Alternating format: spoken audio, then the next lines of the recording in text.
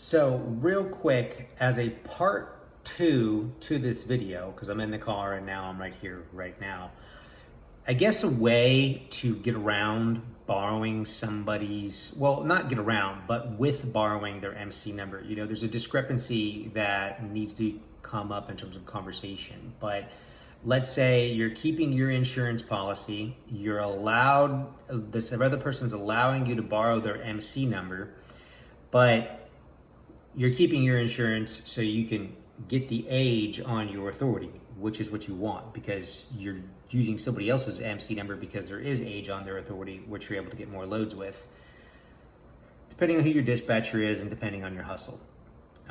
Plenty of people I work with, 30 days, the first 30 days, they're making 40 grand. Some people not so much, some people, yeah. That's the best part about this industry and why I'm in it. It's a hustle.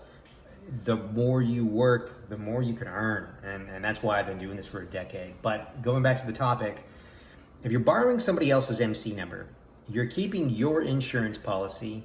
You don't have to use their insurance, cancel your policy, put yourself on their insurance and have that insurance payment. Otherwise, you would be, you could have their insurance being on their insurance, making the monthly payment, or you could have your insurance as well, so your authority stays active, so you're getting that age, but then you're paying 2 insurance payments. Well, that's ridiculous. So the solution to get around that would be, if you're gonna borrow this person's MC number, get them to give you a copy of their certificate of insurance, a COI. Make sure they get you a blank one and the contact information to their insurance agent. So when you're getting signed up with these brokers, those brokers with those new carrier setup packets, they're gonna ask you for a COI and a copy of it.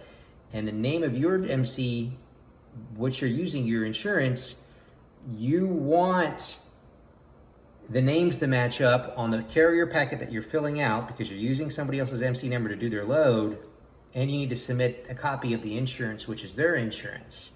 So it's shady, but it can be done. It can be done. So you're keeping your authority, you do have the insurance, and if you're getting set up with brokers, you have the contact information to the borrowered MC person's insurance contact to get certificates of insurance with the certificate holder listed as broker A, B, C, and their name listed on it for you to send to the broker, because that broker wants that as a requirement.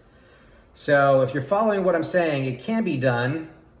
And that would be the way to get around that. You'd keep the age on your authority. You're borrowing somebody else's MC number. You have their insurance contact. And if you call into the insurance company and say, hey, I need an updated COI, please send it to this email, your email, the guy that's borrowing, the girl that's borrowing the MC number. And they'd be like, well, who the heck are you? You could just say, well, I'm just a dispatcher, so I just need a copy of it. The insurance person isn't really gonna care, but they might ask. So that will work. That will work as a solution. You get the age on your authority, you borrow somebody else's MC number, and you're using their insurance to update the COIs, so the carrier setup packets, if it's a new broker that you've never worked with before, and the COIs match on the name on the COI and the name on the carrier packet and the name on the Raycon with the MC. So they need to match. The only concern would be is if something happened. That's insurance, right? It's an emergency thing. You know, the goal is to have the insurance and never have to use it. You have health insurance. The goal is to never get sick and you never have to go to the hospital, but you have it just in case. So if you did get in an accident, then the dominoes fall. And that would be in terms of, well, that person whose MC number is being borrowed, it would come to light that another truck is moving it with another insurance policy, which has been hidden. And then that borrowed MC number could be put on the do not use list.